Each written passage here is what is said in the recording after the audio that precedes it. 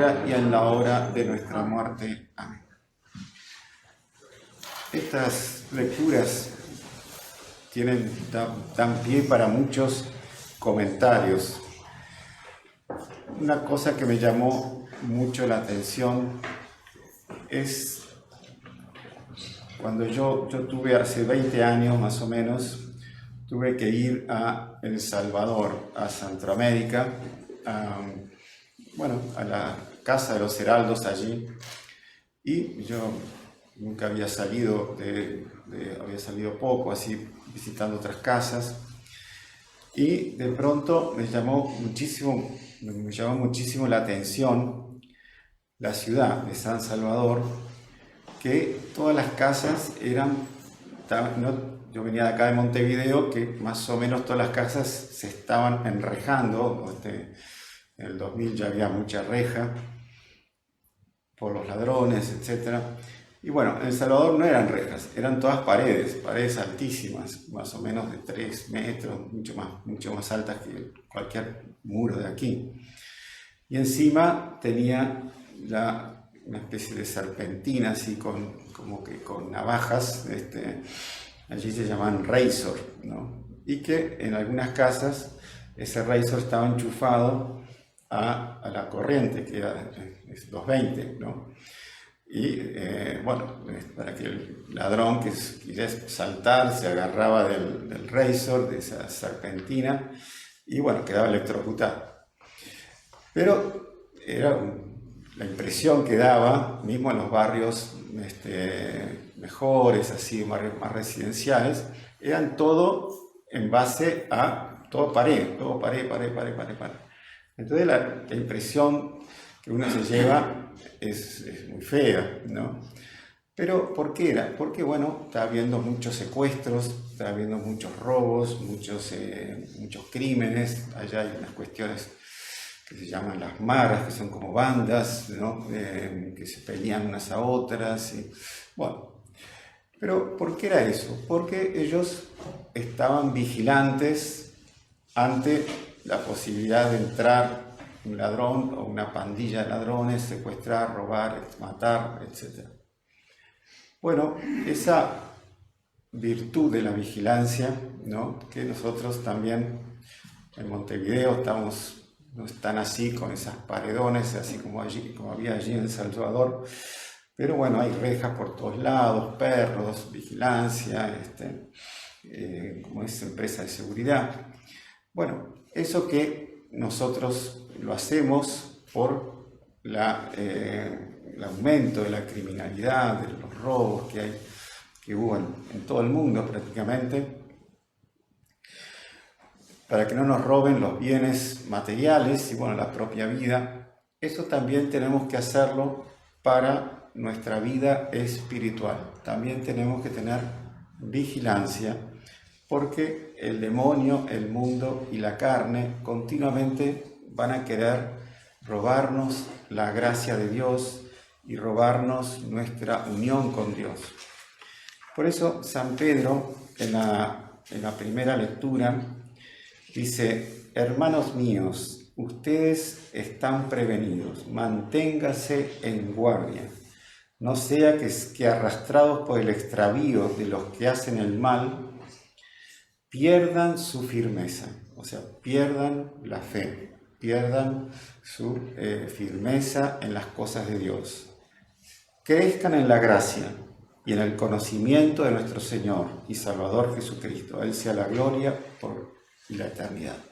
O sea, tenemos que crecer en el amor a Jesús, a la Virgen, a la Iglesia, en el entusiasmo, pero también, junto con eso, tener vigilancia, que ese amor no sea sin vigilancia, porque el demonio puede entrar en cualquier momento y arrastrarnos para el mal.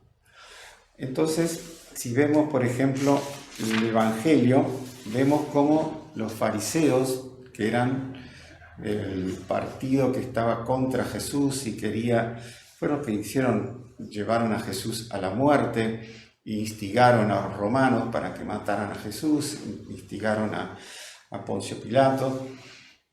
Ellos querían continuamente ponerle trampas a Jesús para decir, bueno, acá Jesús no se portó según la ley romana o la ley judía. Y con eso tener un pretexto para condenarlo.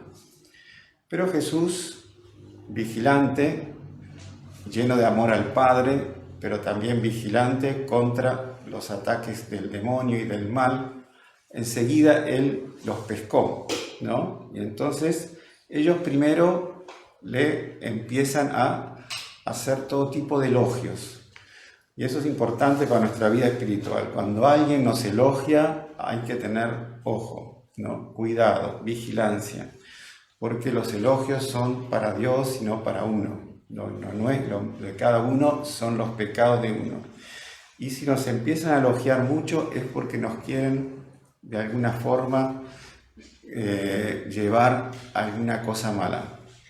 Entonces Jesús primero lo elogian y dice, ¿está permitido pagar el impuesto al César o no? El César era el emperador romano. Entonces Jesús, conociendo su hipocresía, dijo, ¿por qué me tienden una trampa? O sea, Jesús ya los pescó de entrada, porque hizo uso de la virtud de la vigilancia. Él es la perfección, es la vigilancia, y por tanto no iba a caer en la trampa. Entonces Jesús ahí pide una moneda, ¿no? Y en la moneda estaba acuñada la imagen del emperador romano, el César, ¿no? Y ahí que le dice, esta moneda, ¿de quién es esta figura y esta inscripción? Respondieron, del César. O sea, de Roma, como sabemos, los judíos estaban bajo el imperio romano. Entonces ellos estaban continuamente queriendo sublevarse contra el imperio romano por la cuestión de los impuestos, por la libertad, etc.